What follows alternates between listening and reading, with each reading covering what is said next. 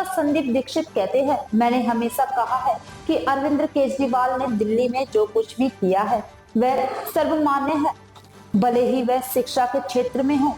शीला दीक्षित के कार्यकाल में काम की गति अरविंद केजरीवाल सरकार की तुलना में अधिक थी। केजरीवाल ने कहा कि उन्होंने आपके कुछ अनुकरणीय किया है, लेकिन जमीनी स्तर पर इसकी कोई वास्तविकता नहीं है। ने तो कई बार इसको इनके आंकड़ों को लेकर ये दिखाया है कि जो कुछ केजरीवाल साहब ने दिल्ली में किया था वो सामान्य ही रहा है। जो गति जिस तेजी से पहले शिक्षा में विकास हुआ उसमें ना ये कोई गति बढ़ा पाए, बल्कि कई कई जगहों पे तो गति कम भी हो गई।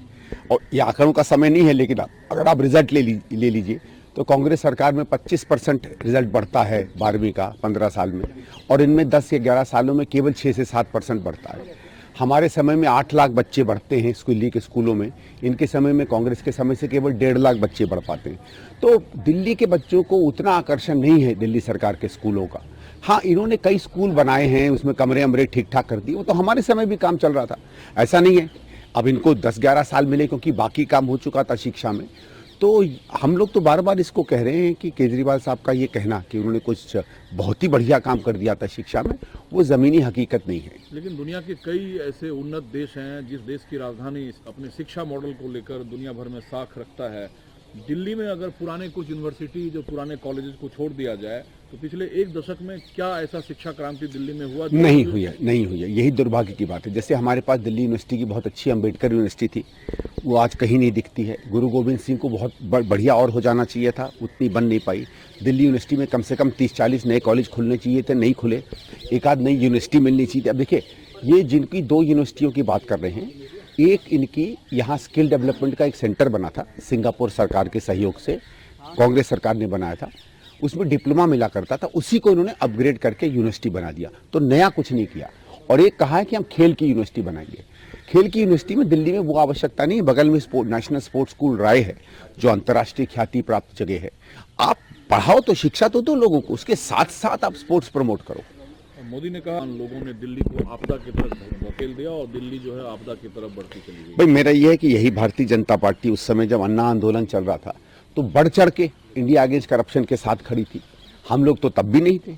तो आज कैसे इनको सडनली में भाजपा को याद आ गया कि जिनके ये साथ खड़े हुए थे पहले, वो दिल्ली के हित के नहीं है। चलो अच्छा है, अब समझ में आया इनको।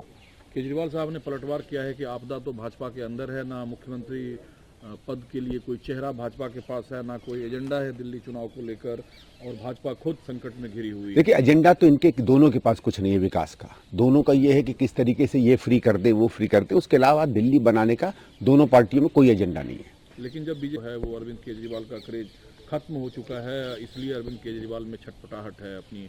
ठीक है, वो छटपटाहट किसी भी नेता को जब वोटर उसका गिरता है तो होती है। भारतीय जनता पार्टी में भी वो छटपटाहट है और बीजेपी में। लेकिन इस बार आप लोगों ने क्या रणनीति बनाया? केजरीवाल साहब के सामने आप आ गए, आतिशी जी के सामने आपने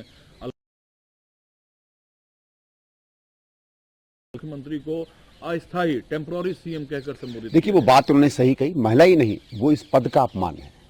कोई भी मुख्यमंत्री टेम्परेरी नहीं होता है, और इनको तो बाकायदा इनकी एमएलए ने चुना है ना। ठीक है, आप बड़े नेता ना हो अपने पार्टी के, लेकिन जब आप मुख्यमंत्री बनते हैं तो आप और हम जो दिल्ली के नागरिक हैं वो हमारी भी मुख्यमंत्री हैं, और हमारी मुख्यमंत्री को कोई इस तरीके से अस्थायी कहे, टेम्परेरी कहे तो गलत बात है। लेकिन इतनी क्या आफत आ पड़ी कि जिस कुहासे में हाथ को हाथ नहीं दिख रहा है, आप सुबह 9 बजे से कैंपेन पे निकले हुए। देखिए, ये हमारी सरकारी कॉलोनीज है, और आज सैटरडे और संडे के कल का दिन है। इसी समय ज़्यादातर अधिकारी हमको मिल पाते हैं।